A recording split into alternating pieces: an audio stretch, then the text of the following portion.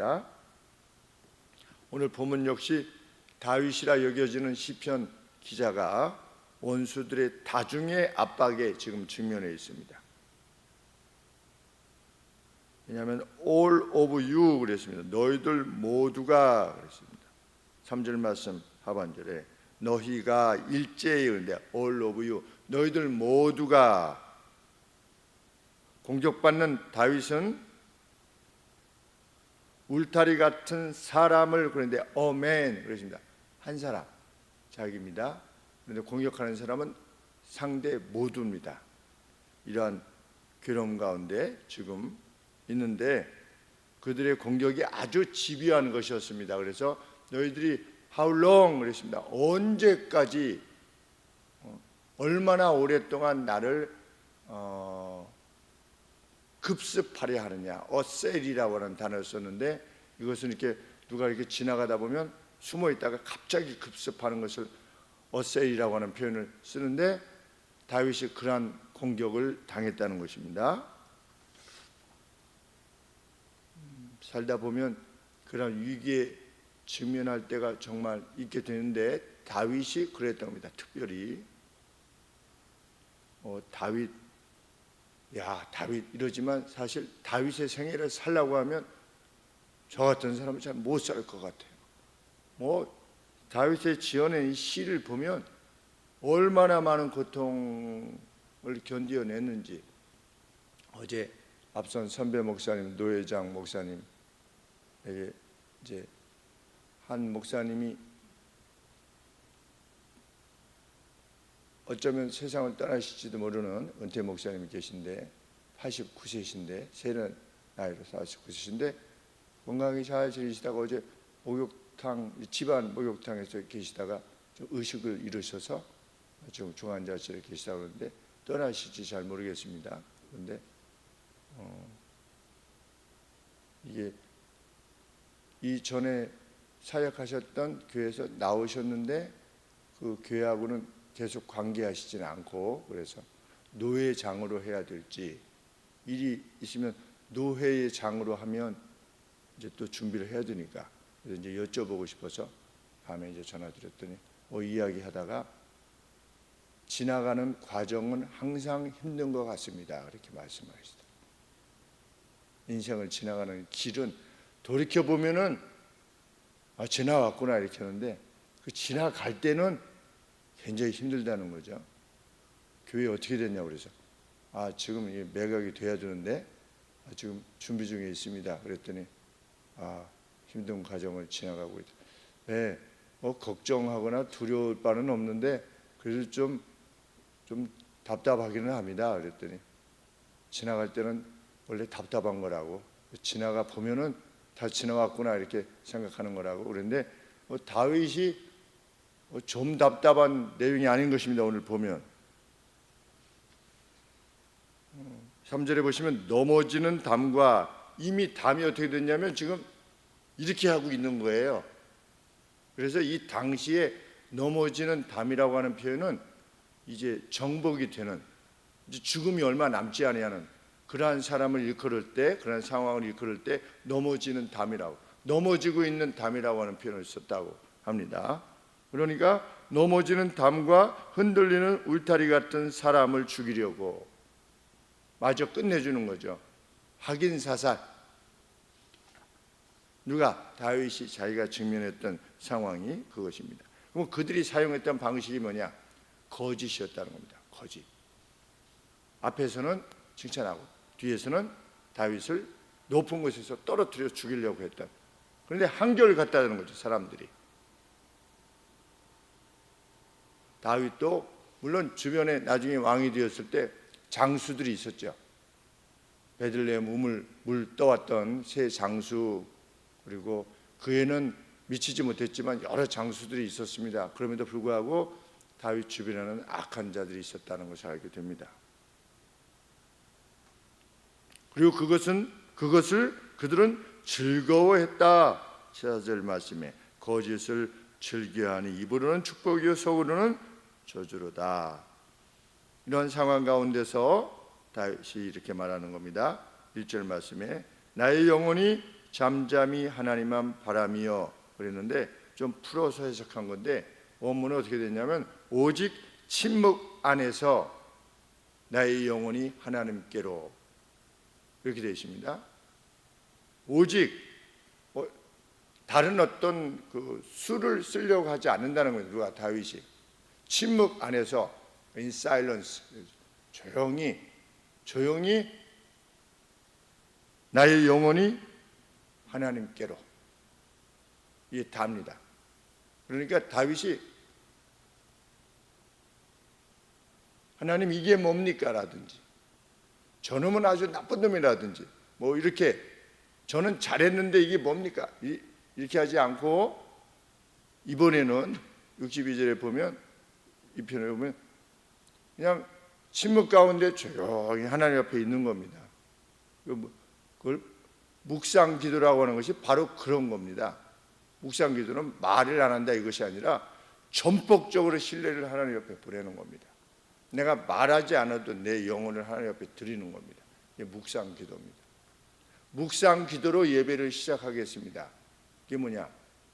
우리가 예배에 왔을 때 침묵으로 하나님 앞에 그렇게 하나님이 우리와 함께 하시리라 믿고 앞에 먼저 와서 그래서 우리가 이거 전주하시지 않습니까? 이거 왜 하냐면 그냥 뭐 예배를 돕기 위해서 하는 게 아니라 이 시간에 우리가 마음을 준비하는 겁니다. 하나님 앞에. 하나님 제 영혼을 하나님 앞에 두고 그게 정말 소중한 시간이죠. 그래서 우리가 그 시간에는 아주 마음을 모으고 그 어떤 시간보다도 엄중하게 하나님의 오심을 기다리는 시간이 되기를 원하는 것입니다. 그래서 우리가 주일날 이 예배 드리기 전에 이렇게 왔을 때 어떤 목사님은 사람하고 인사를 먼저 안 한다고 와서 하나님 앞에 먼저 하나님을 먼저 만나야 되는 그래서 인사도 보통 아래서 하고 위에서는 잘 안 하는 뭐 일부러 안 하는 것이 아니라 그만큼 먼저 와서 하나님을 먼저 만나는 그렇게 하려고 하는 겁니다. 오직 침묵 안에서 나의 영혼이 하나님께로 칭얼댐 없이 하나님을 향한 신뢰를 보내는 겁니다. 그런 상황에서도 왜? 6절 말씀에 그분이 나의 바위요 나의 구원이시요 안전을 보장하는 높이이시다. 나의 산성이시니 여기 산성은 타워를 말합니다. 높은 타워. 그래서 누가 이렇게 치지 못하는 우리 표범이 목이 가지고 이렇게 나무 위로 올라가죠. 밑에 사자 무슨 하이에나 이런 것처럼 여호와께서 나의 타워이시다. 원수들이 침범하지 못하는. 그래서 나는 흔들리지 않을 거다. 나는 내 마음이 결코 흔들리지 않을 거다. 그러면서 8절에 다윗은 항상 하나님 앞에 영혼을 쏟아놓으라 그랬습니다. 시시로 저를 의지하며 그런데 이 시시로가 때때로인 줄 알았더니 그게 아니라 at all times 모든 시기에 항상 하나님 앞에 영혼을 쏟아놓아라. 10절 말씀에 입김보다 가벼운 사람을 의지하거나 사람을 의지하지 말라는 거죠. 9절 말씀에 진실로 천한 자 낮은 자도 사회적 지위가 낮은 자도 헛되고 높은 자 높이 들리는 자 지위가 있거나 돈이 있거나 이러한 자들도 다 거짓되니 저울에 달면 들려 입김보다 경하리로다. 사람을 의지하지 말라는 겁니다. 저희 아버지께서 중학교 2학년 때 처음 이제 예수님을 믿기 시작하셨을 때 그 친구가 가자고 해가지고 그 혹이 있는데 기도로 낫게 하신 그 박모 목사님께서 그날 설교하신 바가 그것이라고 했습니다. 사람을 의지하지 마십시오. 형님들. 그러면서 만주에 계셨을 때 3일 동안 굶었을 때 3일 동안 굶고 있는데 밖에서 밤에 누가 똑똑똑해서 나가보니까 쌀 2가마를 누가 싣고 왔는데 누가 보냈냐 했더니 강원도에 있는 어떤 성도님이 몇 달 전에 거기서 말씀을 마치고 가셨는데 그 목사가 지금 굶고 있으니 빨리 너는 먹을 걸 보내라 라고 하는 계시의 말씀을 듣고 이제 3일 동안 보낸 거죠. 만주까지 이렇게. 그래서 쌀이 왔노라. 그래서 그것을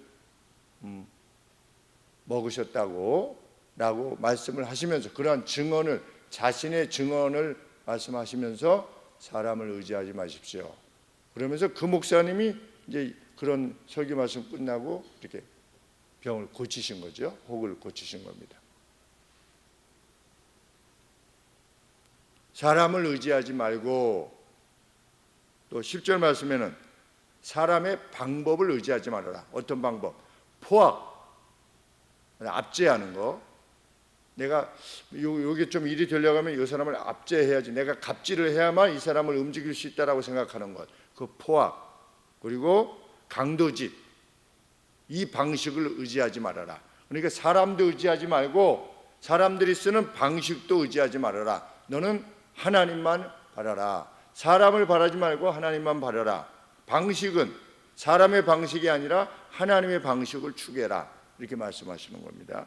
그것이 하나님을 의지하는 겁니다. 상대가 막 이상하게 나오면 나도 그렇게 맞서고 싶지요.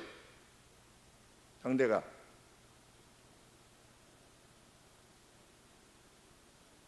막 나오면 나도 막 나가고 싶습니다. 그것이 인간입니다. 그런데 다윗은 그 방식을 사용하지 않은 겁니다. 사울이 다윗을 죽이려고 그렇게 했습니다. 그런데 죽일 기회가 있었을 때 다윗은 사울을 죽이지 않은 겁니다. 하나님을 의지하고 하나님의 방식을 의지하는 겁니다.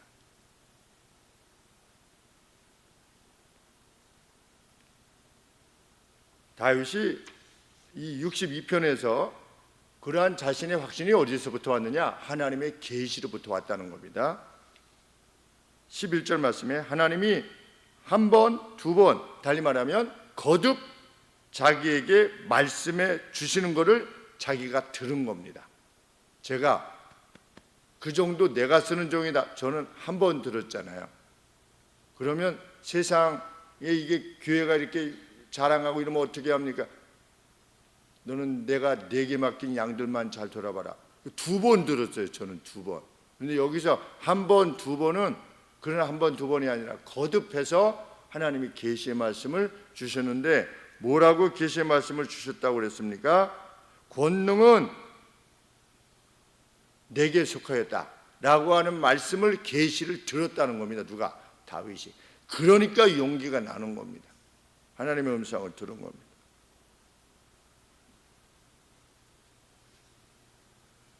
그래서 결코 소심해질 수 없었던 겁니다. 그 하나님의 음성을 들었는데 뭐가 겁이 나겠습니까? 내가 너를 보호하마 가령 이를 들어서 이런 말씀을 정말 우리 살면서 한 번씩 듣고 싶지요. 어떻습니까? 네, 한 번씩 듣고 싶어요. 듣고 싶다고 들려주시는 건 아닌 것 같아요. 열심히 하나님 원하시는 뜻대로 하고 있느라면 어느 날 듣게 하시는 것 같아요. 듣게 하시면 그 다음에 내가 하겠습니다가 아니라 하고 있느라면 하나님이 듣게 하시는, 그것이 하나님의 방식입니다.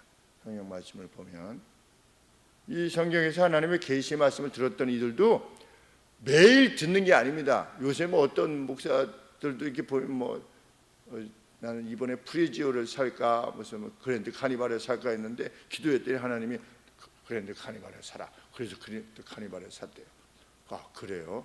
어떻게 들으셨어요? 그랬더니 그게 음성으로 들리는 겁니까? 무슨 마음으로 오는 겁니까? 그때만 들었대요.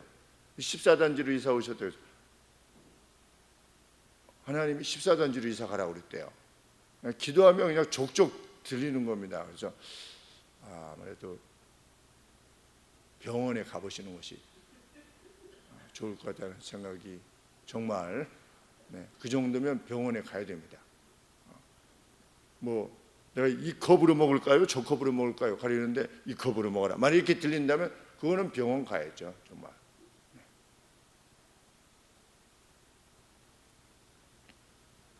그러면서 12절에 그런 말씀을 들었을 때 주여 권능은 하나님께 속하였다고 하나님 말씀하셨는데 주여 인자함도 주께 속하였사오니, 인자도 주께서, 왜냐하면 주께서 각 사람이 행한 대로 갚으시기 때문입니다.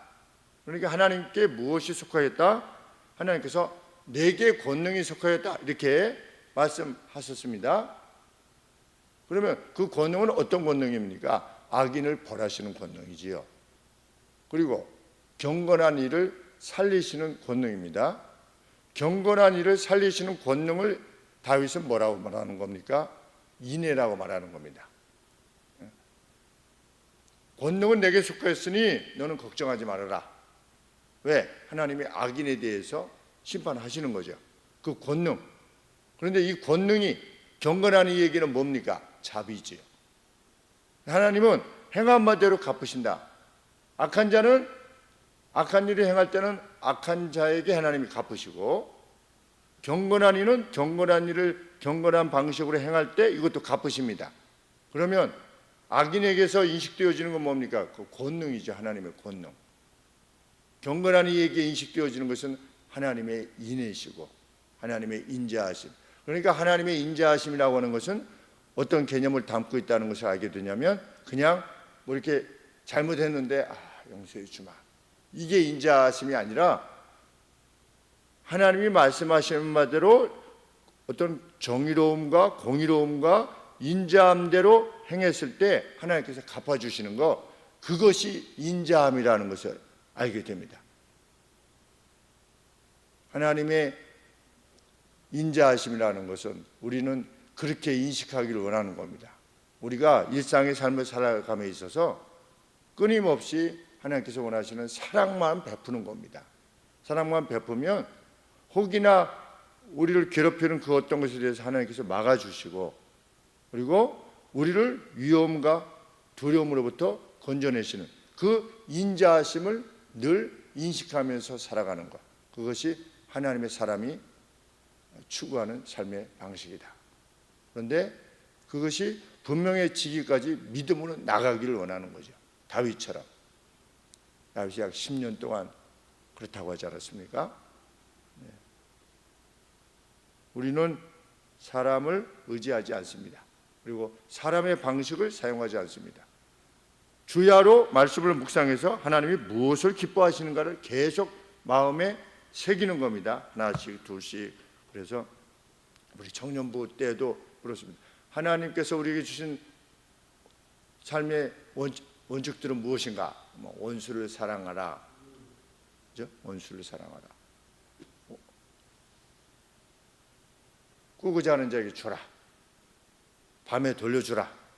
옷 겉옷을 보증물 담았다 건져주라.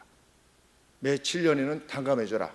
이렇게 몇 가지 나가는데 몇 가지 없어요. 기억하는 게 한 10가지 정도도 안 돼요, 제대로.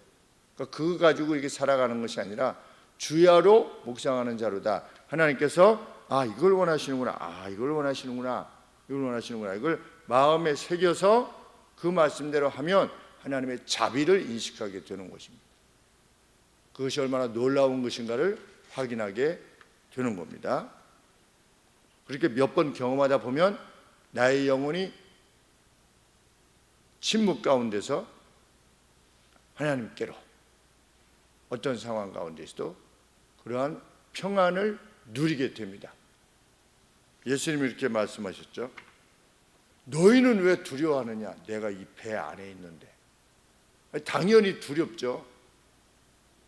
배가 막 뒤집어지려고 막 물이 막 들어와서 폭풍이 불어가지고 지금 어부였는데도 이 정도면 이건 죽는 거다.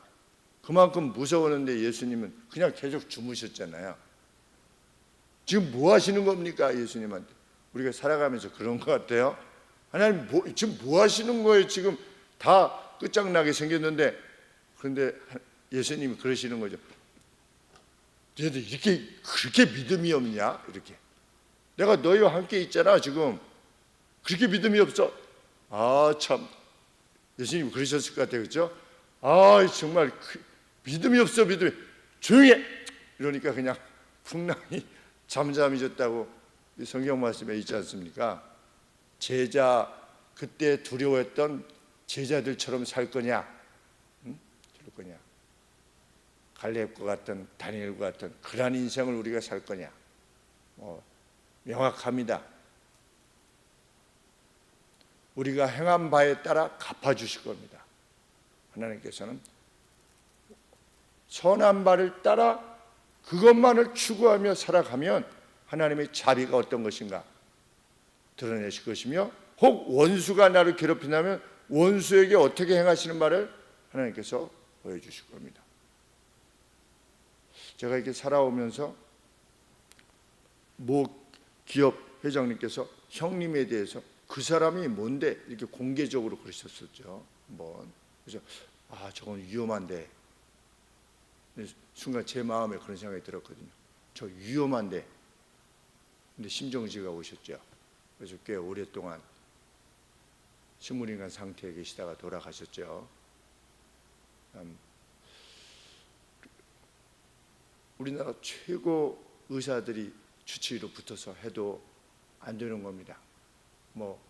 그 누구의 죽음에 대해서 쉽게 논할 수 있는 건 아니지만, 이렇게 악을, 최고의 그 누구라도 악을 행할 때 하나님께서 참 원치 아니하시는 바를 행할 때 그것이 오만에 극에 다다르면 벨사살도 떠나게 하시는 거고, 바벨론의 벨사살 같은 왕도 떠나게 하시고, 알렉산더 세상을 호령해도 그냥 떠나게 하는 것입니다.